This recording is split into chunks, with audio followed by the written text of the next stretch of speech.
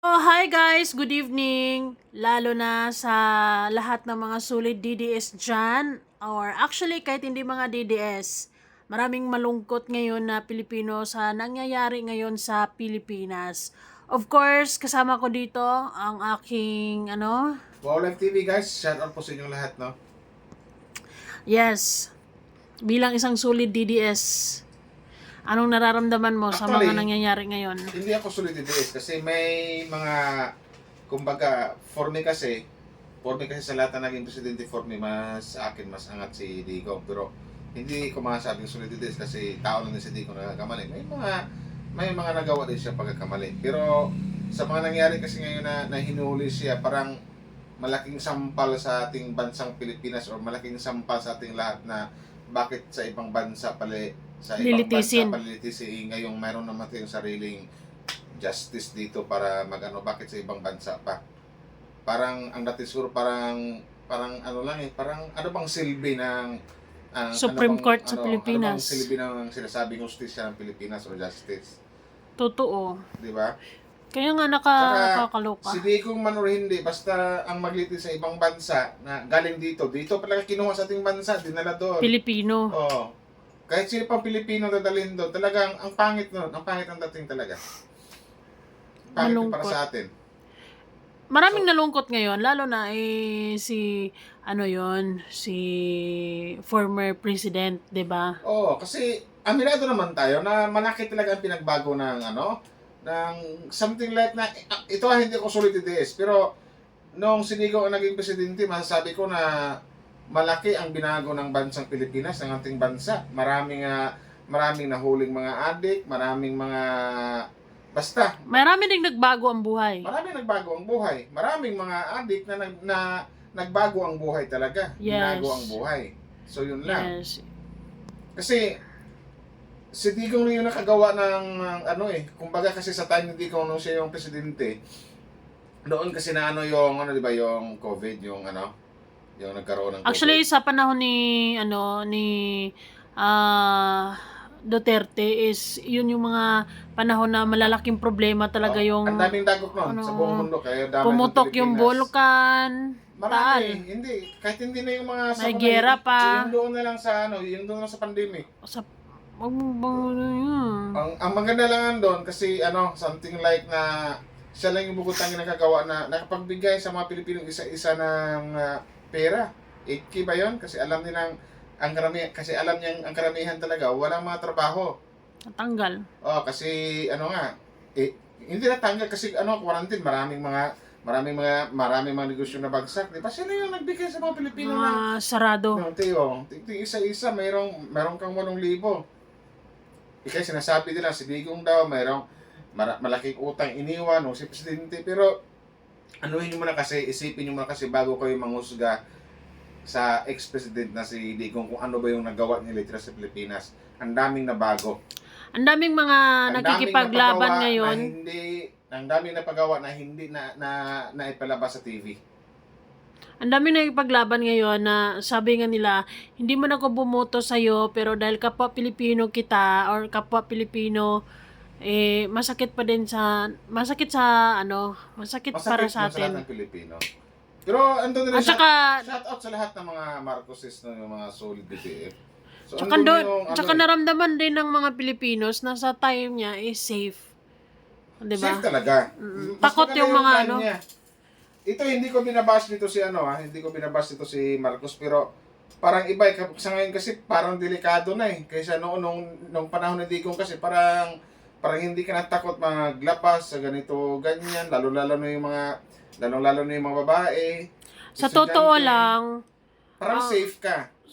sa Safe ka. totoo Pero lang, ngayon kasi sa panahon ni Marcos, ulitin ko ito yung opinion ko lamang, hindi ko nang mabas kay Marcos. Sa ngayon kasi, ano bang laman ng mga balita sa TV, sa mga radyo? Mayroong nanguha ng bata, mayroong pa yung mga nagagawa nagsisyo ng bato, to ganyan, inuhuli, di ba? Parang laganap na naman ngayon ang droga. marami na Tingin ko namang lang. lutang. Kumbaga napabayaan na naman yata yung mga something like na sabihin natin ang dami nag-addict. Mm. Sige. Yun.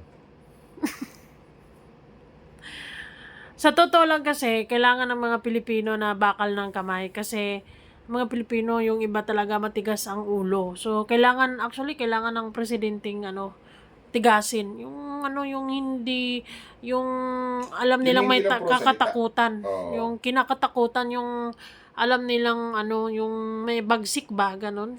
Oo, may gawa talaga. Mm. Ganun lang yun. Malungkot din ako syempre kasi bilang isang Pilipino and talagang naging hindi siya perpektong presidente, malamang walang perpekto. Wala. Pero marami siyang nagawang maganda. 'Di ba? Marami siyang Kung sa naniniwala ako na naniniwala ako na siya yung isa siya sa mga presidenteng talagang nagserbisyo ng totoo, nagserbisyo ng tunay at talagang pinaglalaban at Yun lang kasi yung sinerbisyuhan talaga niya yung mga sa lahat Pilipino. ng presidente kasi yun yung masasabi kong isa sa mga presidenteng hindi kurakot. Kasi doon mo makikita nga, nakita mo ba nabalitaan nyo ba o nakita nyo bang ang isang Rodrigo Duterte, ang isang President Rodrigo Roa Duterte may mansion? Wala. Mayroong mga garang sasakyan? Wala. Mayroong Mercedes-Benz, BMW? Wala. Wala, aside from that, Diba? kasi talagang di ko maintindihan. Pwede namang litisin or pwede namang kung talagang ganon. Pero parang unfair lang kay Digo, kay Duterte sa panahong ito ngayon kasi For me naawa ako. Bakit oh, ganon? kasi bakit Maraming umiyak. pinahintulutan, 'di ba? Oo. Bakit 'di ba kasi nababalita natin si Putin din daw dati at iba pa mga presidente kung sino pa 'yon.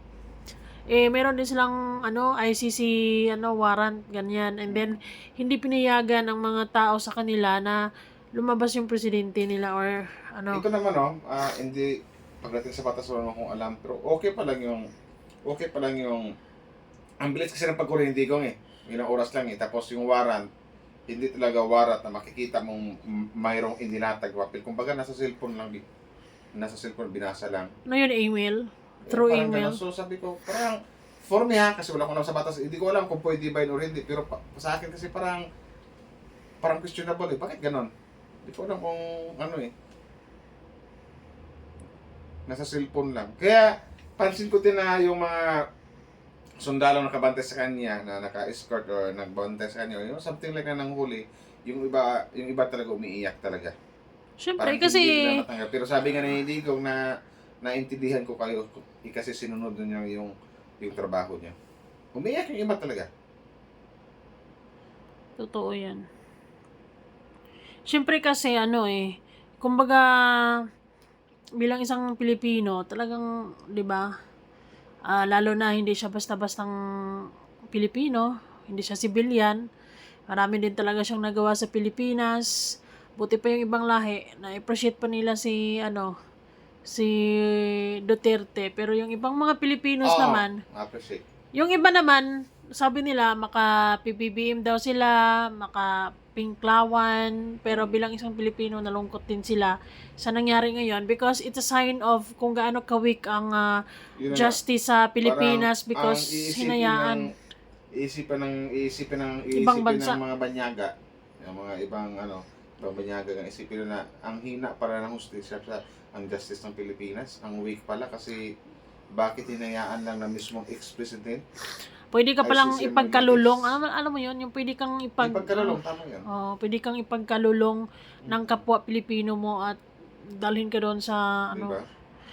Well, kumbaga para sa akin, Nakakahiya kasi pwede naman nakakahiya. talagang imbestigahan yon yung nangyari noon.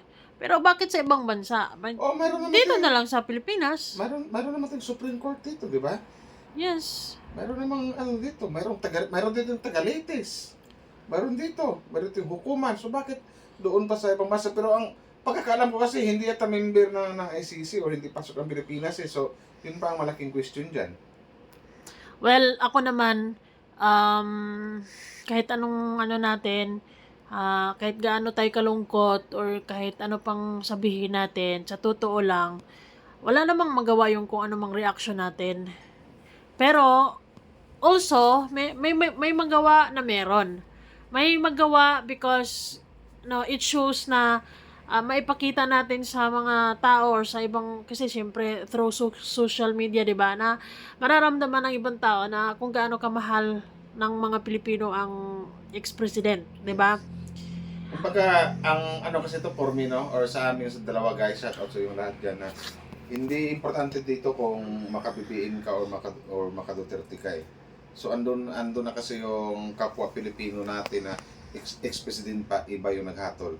Hindi mismong tayo. So andun na yung maawa tayo sa tao, lalong-lalo o isa pa ex-president 80 years old na ipag-pray na lang natin yung kanyang yung kanyang health siguro.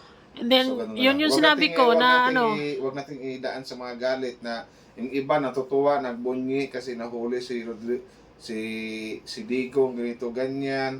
Bakit ano bang natuwa ba kayo na nahuli si Digong kasi pinagpapatay or pinaghuli ni Digong mga adik? So doon hindi ba kinatuwa na nabawasan nung panahon niya ang daming nahuli? So hindi ko lang magets yung At hindi ko saka, lang magets ang ibang Pilipino. nung panahon na yon talagang kumbaga, yung mga addict talaga is naging kahit na sila kalmado or sumurinder. Yun nga lang, meron nga lang talagang di pinalad. At Mayroong mga, siguro sabihin natin na frame up, di ba, yung mga sabi nila, mga ganyan na, kumaga biktima ng extrajudicial killing, mga ganyan. So, yun. ako sabi ko nga, yung pagsasalita natin dito through Sukmed is may magawa at wala. May magawa dahil through Sukmed sa mga opinion ng iba, makikita ng ibang bansa na kung gaano sumuporta ang mga Pilipino sa ex-president. Tapos, wala because ano ba magagawa ng salita natin? Sabi ng isang reporter, pero I think sa CNN yata na report na yun na nga. Balita nga daw, si Digong kaya at kinuha ng ICC, International Criminal, ano ba yun? Ano ba meaning yan? Ng ICC, kinuha daw nilitis kasi ang kaso sa extrajudicial killing, sa daming pinatay ng mga inosente daw, kisyo nito ganyan. Pero nagtaka siya, bakit daw ang mga komento, nababasa niya ang comment ng mga halos sa lahat ng mga Pilipino, puro daw, ang si Digong daw parang isang bayani. So doon siya nagtaka, doon siya nagulat. So yun, kaya kasi alam din natin lahat na nasaludo ang isang President Trump kay Digong. Well, actually for me, lalo ang China. sa lahat Si ng Putin. nangyari ngayon, prayer is the key na lang talaga. Yun na, totoo yun, prayer is the key na lang talaga. Diba? Na sana makabalik siya sooner, 'di ba? Soonest, ganun. Huwag yung ipa-viral dito yung maka-BBM kayo or maka-Duterte kayo. Wag, baga, ano na yung ipag-pray natin si Tatay Digong na maayos siya kasi alam natin na may edad na talaga si Tatay Digong. Tsaka, kasi nakakahiya talaga isipin na mayroon namang, ulitin ko lang, mayroon namang Supreme Court dito, bakit iba pa yung nabililis? Yes, hindi naman siya tumatakbo or hindi naman niya kung may kasalanan siya, hindi naman siya tumatakbo or hindi naman niya lalayasan yan. Pero dapat naman talaga, kung lilitisin siya dito sa Pilipinas, wag nang lilitisin kung saan-saan mang sulok ng mundo, 'di ba? Because dito sa Pilipinas, I believe na meron naman tayong sariling mga patakaran, meron naman tayong mga sariling parang law. kinabahan ako parang laki pa ng ko na parang magkaroon pa yata ng gulo sa Pilipinas kung hindi agad makabalik si Digong. Hindi yan kasi so far naman si naman ngayon ang nabibiliban ko din kay Duterte because nabibiliban ko sa kanya ngayon yung pagiging matapang niya instead of Tapang talaga. yes, instead of making Filipino feel na she's in danger. So far, ang mga sinasabi niya, he's okay and no worries, kayang-kaya niya. So, stay strong, Tatay Digong, and kaya mo yan, syempre naman. Makakabalik ka ng Pinas, di need to ask questions lang, and kung pagdating lang naman sa mga tanong-tanong ganyan, naniniwala naman kami sa'yo na sobra mo namang talino, kaya Guys, hindi kami, for me, hindi ako hindi ako maka-DDS or maka-BBM. Kumbaga, andun na yung ano, pagdating kay Duterte, although sabihin natin may mali siyang nagawa, pero for me, mas marami siyang nagawang kabutihan dito sa bansang Pilipinas. Paano naman yung hustisya sa mga taong inosente na ginawa ng masama ng mga adik? Yun nga hindi na imbestigahan dito eh. Kumbaga, yun nga ang pangit sa Pilipinas. Ang iniimbestigahan nila yung mga adik na napatay or na salvage or ganito ganyan, yun ang pilit nilang iniimbestigahan. Pero yung mga napatay na mga adik, na biktima ng mga adik, walang nag-imbestiga. Lately, So, ang daming ang daming mga nangyayari na mga Oo. ganito, ganyan. Mga inosente pa, mga estudyante. Kaya may punto rin yung sinasabi ng ibang mga ano na, bakit ano ang Pilipinas? Ano ba tong Pilipinas? Masabi nila, sana all. Yung mga adik na hinuhuli, mga adik na napapatay, pina-imbestigahan, mayroong investigasyon. Pero yung mga biktima ng adik, walang investigasyon. So, di ba? Doon pa lang eh. Butas na. So ngayon naman, kanina lang actually, nag-update naman si Tatay Digong na na okay siya, he's okay. And then wala siyang biniblame na tao actually. Hindi niya biniblame ang military, mga kapulisan. Wala siyang biniblame. Sa mga kapulisan kasi kumbaga kasi malawak ang pag-iisip ni Tatay Digong. Kumbaga kung ano bang nangyari from the past, kumbaga kumbaga inaamin niya or baka ito daw yun ang destiny niya. So ay salute sa kanyang katapangan, 'di ba? Pero still inaalala niya yung mga tao na maging kalmado kasi okay lang siya and okay lang siya, For ganun. me kasi, ulitin ko, hindi ako makadidesa, pero ito lang sa totoo lang, real talk lang. Duterte para sa akin siya yung nagiging, for me, the best president in the Philippines sa bansa natin. That's it guys, bye-bye and Bye-bye. abangan na lang natin kung anong mga mangyayari dyan and hopefully ako mismo ay sana talagang magiging na yan. Kumbaga, ibabalik siya the soonest as possible. Thank you guys. Bye-bye. Bye-bye.